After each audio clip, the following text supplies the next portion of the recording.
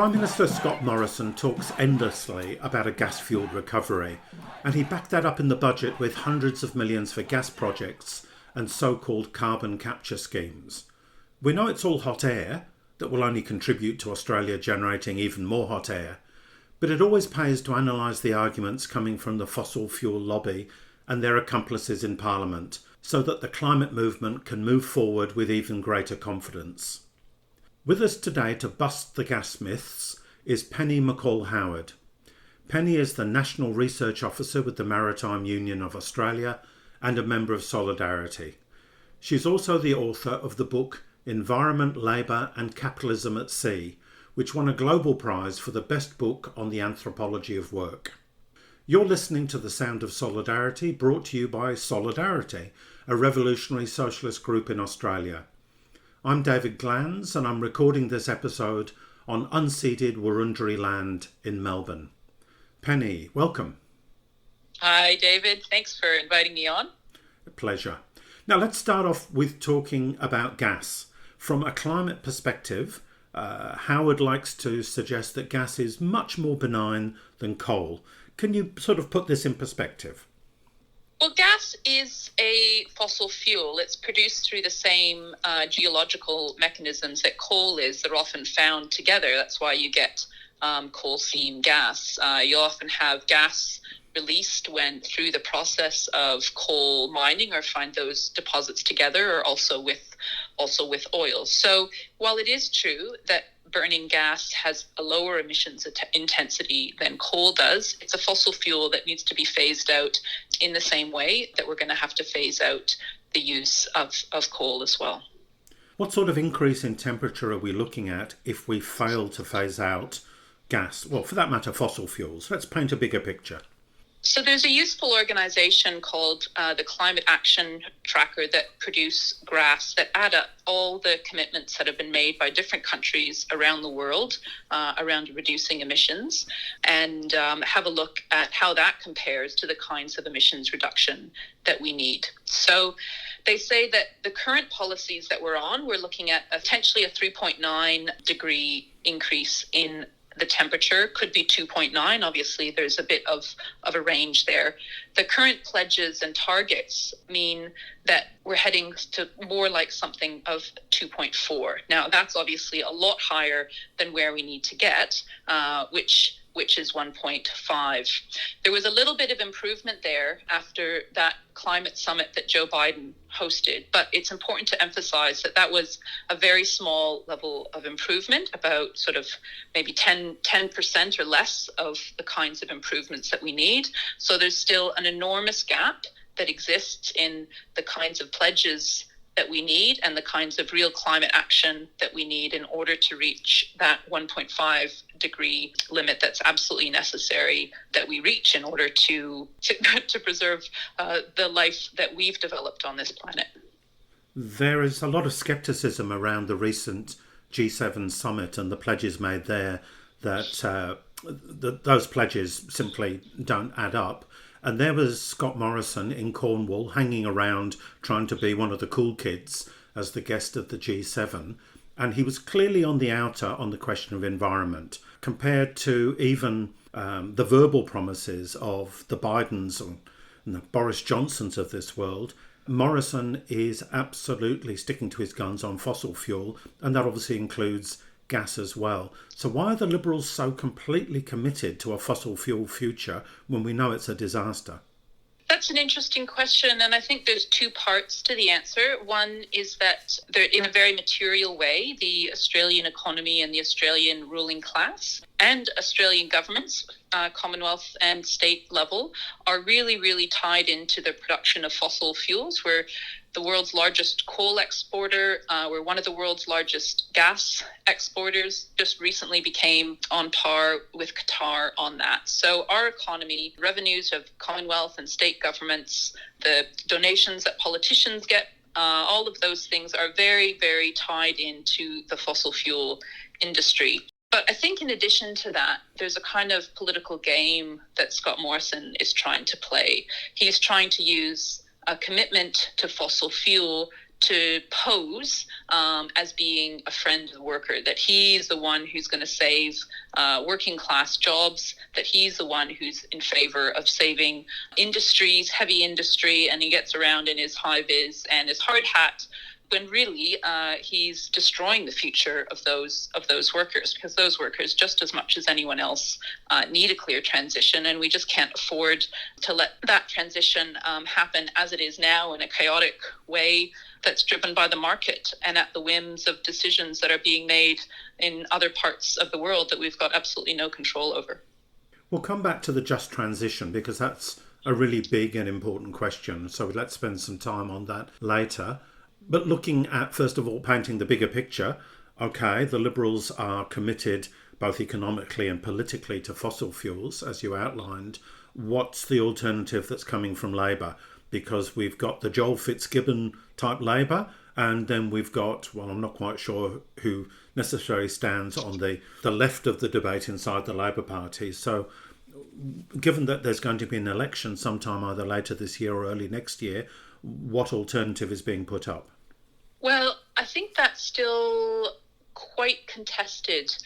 Within the Labour Party, we've got the Labour Environment Action Network, who are obviously pushing for strong climate action. We had a recent vote in Parliament that was around the funding that was allocated in the federal budget to support fracking in the Northern Territory. Now, there were a couple of MPs, I know Jed Carney was one of them, who actually said it was a motion that Zali Steggall put to actually remove that funding allocation from the federal budget. And there was a debate in the Labour caucus about whether they should support Zali Steggall's motion. Jed Carney and a few others argued that they should, but the caucus actually voted in favour of opposing that, so effectively allowing the federal government to make that funding to Northern Territory fracking. And Bill Shorten, to just give one example, argued that they'd already made that commitment in the last federal election campaign. On another recent question, the question of the $600 million for the Kurri Kurri gas-fired power station, Chris Bowen, who's the spokesman on energy and climate for the Labour Party, he's come out against that, largely on market grounds, but he has come out to oppose that. Whereas, of course, there's quite a few other people in the Labour Party who have said that they support that project, or at the very least, they can't be seen to be opposing it. And they also they've committed to the net zero by 2050, but they're still don't have a clear target for 2030 at the moment. And they are, with the putting Chris Bowen into the position of climate and energy spokesperson to replace Mark Butler, they have tried to pivot to a more jobs approach to climate. They talk about, the world's climate emergency is Australia's job opportunity. So they are trying that, but they're still doing that in quite a neoliberal sort of frame. So there's not the kind of real concrete investment, big projects that we actually need to see, kind of public ownership on the scale that we're actually seeing from Scott Morrison. So on the one hand, if you think about the electorates that are around that Hunter and Newcastle area, on the one hand, you've got the federal government saying we're going to put $600 million into building a new gas-fired power station. There isn't the weight of another project that the Labour Party is putting up or backing to counterpose that, to offer a real alternative to that. There are big projects proposed, big renewable energy projects proposed off the coast of Newcastle, big offshore wind projects which have the backing of the unions. They're all being proposed by private companies and using funding from international investors to get going. So, of course, unions are going to be campaigning to make those good jobs, to kind of get the policies that we need to ensure that there's a good transition to those jobs. But it's not quite the same as the government stepping in and saying we're going to be putting $600 million into publicly owned power stations.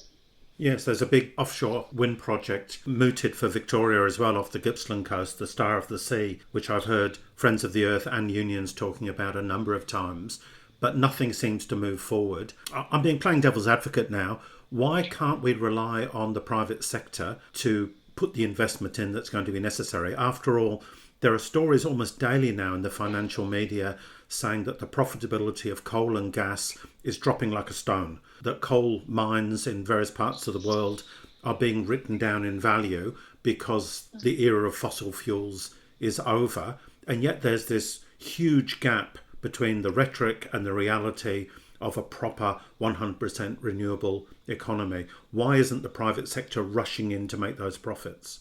Well, there's a couple different issues there. With the offshore wind projects, they can't actually go ahead unless the energy minister puts together and puts to Parliament legislation that would allow a kind of licensing process for that offshore area. There's a particular issue for those big offshore wind projects that are at a scale that can actually replace whole coal-fired power station, 1 or 2 gigawatts of power just in a single project. But the broader question around public ownership, we've got a system now where at least Australia has actually started the process of planning what would a decarbonised electricity system look like. That's happening through the Australian Energy Market Operators Integrated System Plan. So on the one hand, you've got a planning process it's a neoliberal planning process, but it's quite a rigorous and quite a credible planning process. But on the other hand, the infrastructure that they're planning, the transmission, the generation, every aspect of it is owned by different competing companies who all sort of have a free go at proposing different projects, and all have got their own investors that they're responding to, investment decisions that they're making. So it's extremely difficult for that system to be coordinated in the kind of way that you need to if you're going to radically overhaul it in the space of a decade or so. And so there's all sorts of examples where that's not working. So we've got a system where basically private developers propose building new projects. They're prospecting, they literally call it prospecting for land and good resources. And then they say, I want to build a project here. There's no coordination of the process of where do we actually want those projects to be built? Is the transmission grid ready to receive those projects? So we've gotten to situations in many parts of Australia where there's lots of projects in the process of being built, but not enough transmission to actually take them on. Now, there's processes in place to try and designate renewable energy zones, build that transmission, but it all becomes extremely complex when you've got all sorts of different companies involved, all who've got different interests. I heard the other day, for example, that the transmission that's necessary to carry the electricity from the Snowy Hydro project that the government is spending a good few $1 billion on, that Transgrid actually isn't that interested in building the transmission for it. That's a company that was privatised by the New South Wales government about 5 or 6 years ago, I think. So on the one hand, there's a real structural issue with how is this transition going to take place. On the other hand, you've also got the jobs issue. If you've got publicly owned companies building new renewable energy projects, how you do a transition is quite straightforward. And there's actually a real possibility of that happening in Queensland, where most of the generation and a lot of the transmission are still in public hands. So those public companies have got the ability to just build new renewable energy and transfer workers across. In most of the rest of the country, I think except for West Australia, where it's largely privatised, that whole process becomes much more difficult. You've got these reverse auctions that are run by quite a few of the Labor governments that basically are an incentive. They offer a long-term contract that underpins a minimum price for renewable energy projects, but companies have to bid the lowest amount in terms of dollars per kilowatt to win those projects. So in order to win the subsidy, they underbid. That underbidding then locks them into literally decades of not having enough money to properly pay union contracts or workers, to have apprentices on site, to do the kind of training and have the kinds of WHS that they need. And it's also led to quite a few bankruptcies as well. And that's a system that's being used to incentivize the building of renewable energy all over the world. If anyone out there is interested in reading more about it, Trade Unions for Energy Democracy have done a bit of an analysis about the problems with that way of incentivizing the construction of renewable energy. It does drive down the prices, but it also drives down the margin and the incentives for these projects to be built and makes it really difficult to have a just transition of the workforce. And what it does in many countries, it's actually privatizing electricity system. You're going from often state-owned, centrally run, coal-fired power dependent grids to systems that are renewable energy, but it's all privately run renewable energy. It's the situation, for example, in South Africa. So we want a transition to zero emissions electricity, but we don't want to do that through privatizing the whole energy system. And that's an important political issue for the climate and environmental movement to get their heads around. Yes, absolutely. It's worth reminding probably younger listeners that all the power stations, which are now beginning to come towards the end of their useful life, and the grids that connected them, were all built by state governments. They were all built by public intervention, and there's absolutely no reason why the public sector can't be used again. Absolutely, it would be an extremely sensible way of carrying out the transition we need. The Labour Party does have a policy called Rewiring the Nation that's basically about building out the poles and wires for that integrated system plan. But the problem with that policy is that it is quite vague on the question of whether that will be what the mechanism will be. Will it be publicly owned? Will it be privately owned and incentivized? So that's something else that could also be improved. I mentioned earlier on carbon capture and storage. It's part of the Liberal Party we're dealing with climate, with technology fantasy that they like to talk about. It seems to me that carbon capture and storage, CCS, has been around as a pipe dream for a very long time now. Couldn't you take us through how it's meant to work and why it doesn't actually work?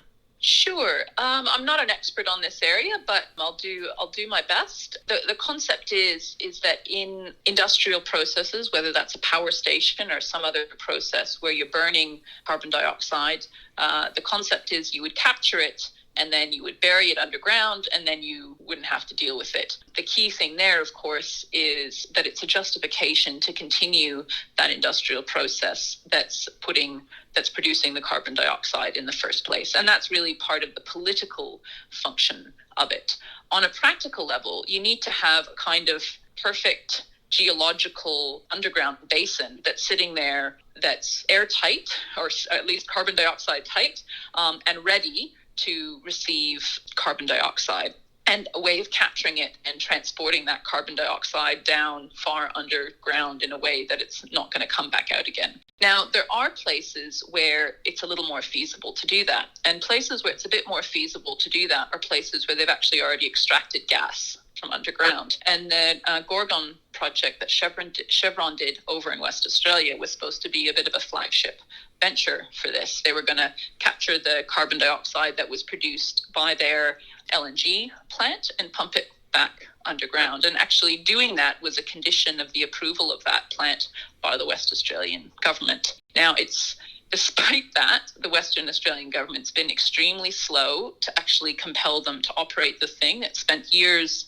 not working. It's not sufficiently reported, and the little reporting that we've got has indicated that they've only been able to capture and store a very tiny percentage of the carbon dioxide that's been produced through that process.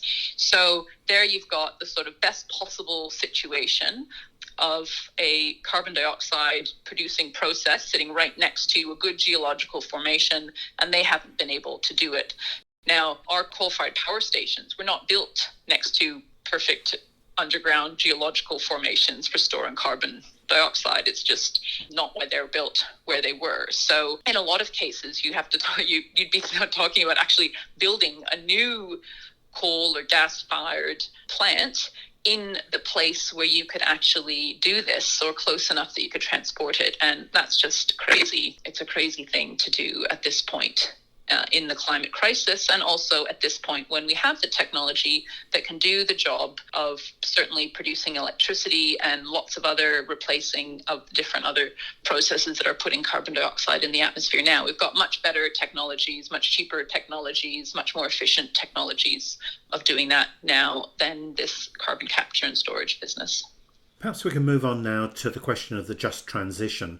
Now, when we say just transition, we often just put it together as one phrase, and we think it's about the workers in the fossil fuel industries, and that's a crucial element of the debate, and we'll come to that in a moment. But I suppose, first of all, I'd like to talk about the transition, because there are industries that exist at the moment that employ people that use gas, for whom it would be a major problem to move from gas. And a number of people in the union movement who are, shall we say, less supportive of the climate movement have talked about this as saying that the climate movement doesn't really understand reality, that we want to see workplaces shut down, workers chucked out of jobs. To what extent is that a real problem, and what kind of solutions can we look at? So the places, obviously the main place we're using coal right now is in coal-fired power stations, but actually the vast majority of it is exported. In terms of gas, there's some quite different ways that gas is being used.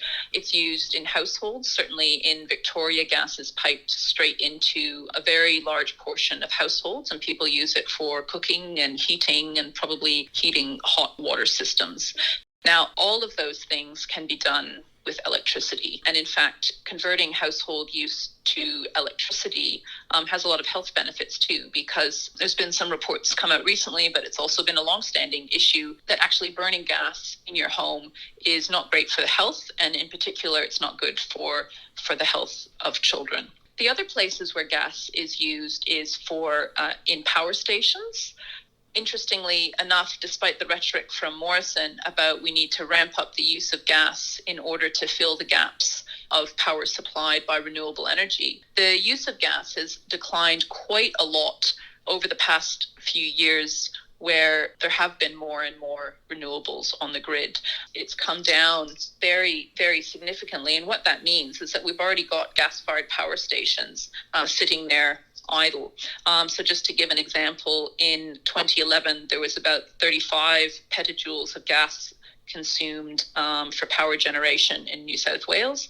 That's come down to less than 10 in 2020. So there's a huge amount of capacity that's sitting there idle.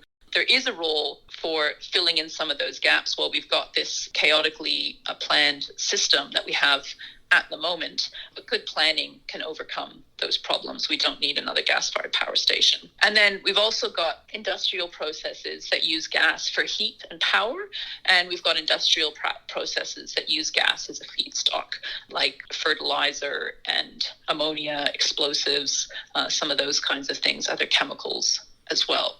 The issue that we've got with gas production, and I think this is partly where the kind of the struggle around Morrison's gas-fired recovery comes in. As I mentioned before, gas is a fossil fuel, and the gas basins that we've historically relied on, particularly the ones off the coast of Victoria in the Bass Strait, are being depleted quite quickly, and particularly go into a pretty sharp decline once you get to 2030. So part of what the gas-fired recovery is about maintaining that domestic production of gas to meet our current needs. And there's a really great graph that's in the Energy Market Operator's projection of gas use that shows gas production dropping sharply after 2030, but our gas needs carrying on into the future, which is a reflection of actually what's hardwired into our houses, into our industries, and into our economy. So Morrison's solution is to open up the Beetaloo Basin in the Northern Territory, open up Narrabri, open up other brand new gas basins to keep that going. But of course, everyone else knows that we've actually got to transition those industries away from it. So households are a great place to start, and that's a huge source of jobs there. Actually converting households to reduce the amount of gas, to insulate them better, to make them healthier and more comfortable to live in is a very labor-intensive prospect. Gas power, again, the role that plays in the grid can be replaced with batteries and renewable energy. And the more battery production that can be done in Australia using all sorts of minerals that are already produced here could certainly meet that need as well and be another source of jobs as well. The industries that are harder to abate, that's a lot of that is the subject of research and development, and that needs to be supported, and that needs to be developed, and that needs to be developed on the basis of human need, not just the basis of companies sort of racing to see who's going to get the next new profitable technology. Now, on the question of that's a transition question, the question of justice, certainly there's the question of the workforce, of ensuring that the current workforce in these industries can get a guaranteed transition, can get the training that they need, but also that those new industries that are being created, that those are good union jobs, that they've got the right apprenticeship ratios, that they're covered with the kinds of agreements that we've seen built up over decades in other industries as well. And there's also the broader question of the communities that are potentially disproportionately affected as well. And in investing in broader social improvements. So, improving education is, of course, a great source of jobs, improving healthcare, making the kinds of investments that we need to make communities who might be negatively impacted from this to ensure that they can actually benefit. That's not profitable, but that is the kind of big investment that we need in order to ensure that the transition that we have is actually a just transition. How does the politics of this play out, particularly in the union movement? Because there are sections of the union movement, principally the mining section of the CFMEU, who have to some extent fallen in line, it seems to me, with the coalition or even the One Nation agenda, that coal miners' jobs are at risk from crazy inner city greenies who have no understanding of reality. How do we try and break down what is clearly a very damaging division within the union movement? I suppose there's a couple of different answers to that.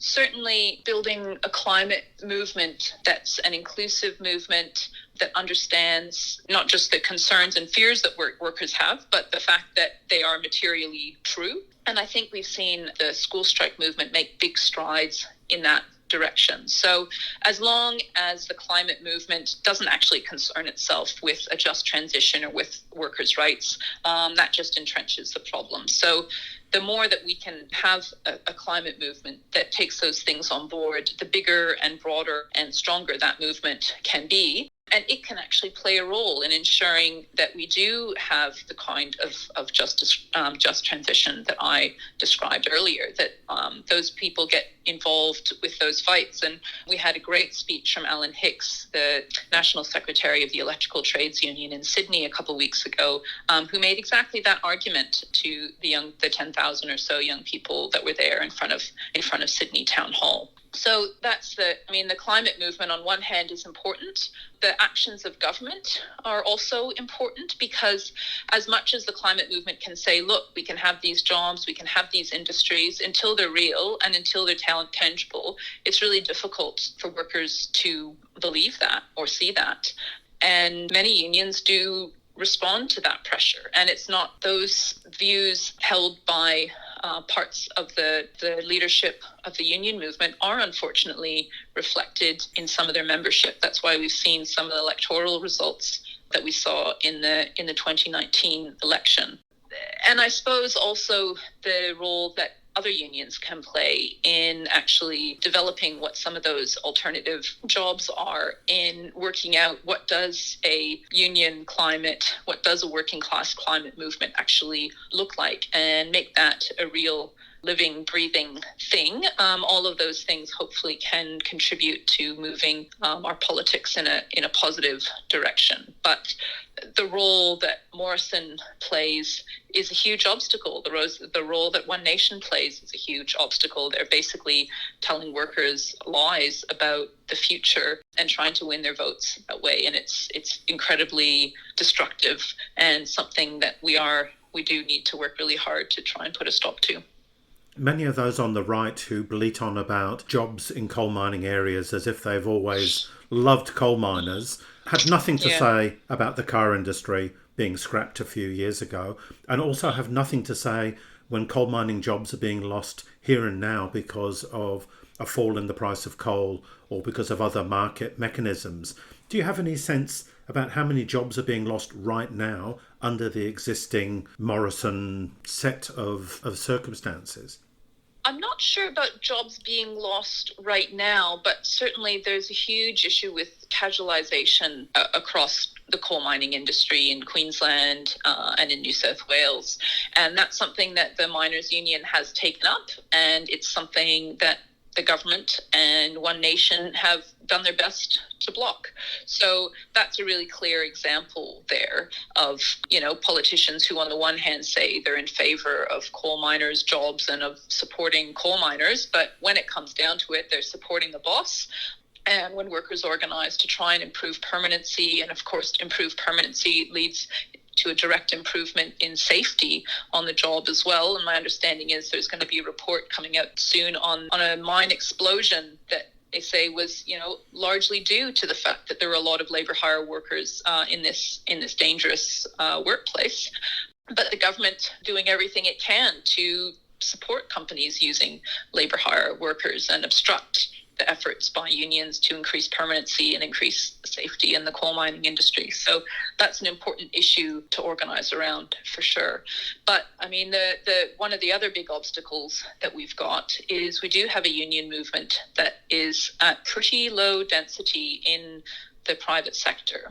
And as long as we've got workers that are not confident, that rely on, what their boss tells them about their future, what might give them hope, what should give them fear, then we will always be stuck, I think, in some of these really, really toxic debates. And so the whole question of actually increasing the union organization across the whole workforce, I think, is also a really important aspect of trying to build the confidence of the union movement to take these questions on and to try and win the just transition that we need. And I think it's not a coincidence that unions that are industrially stronger, whose members are a bit more organized and a bit more confident, are ones that have also been a bit more confident to take on the question of climate and to look ahead at, what could their industries look like, and unions playing a role in actually trying to push that transition forward.